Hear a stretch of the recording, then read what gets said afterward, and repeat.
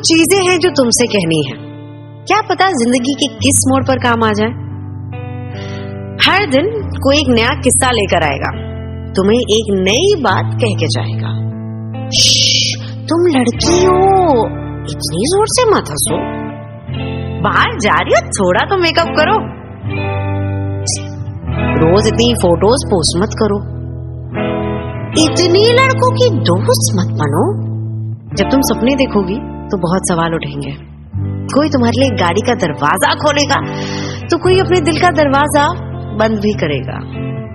पर सुनो, कोई तुम्हें चाहे कुछ भी कहे, तुम अपनी सुनना।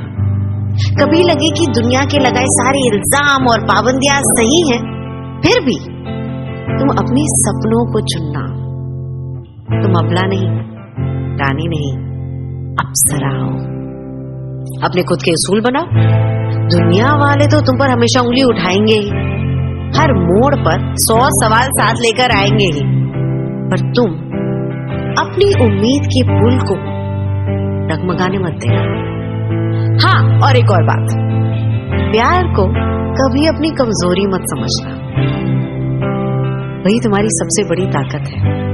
दिल खोल कर प्यार देना, पर खुद के लिए बचा कर रखना। सवाल करने से मत हिचकिचाना, अपना सच बोलने से कभी मत डर जाना। दिल खोल कर जीना, मन भर के हंसना, और सबसे पहले खुद की सुनना। तुम अबला नहीं, रानी नहीं, अप्सरा हो।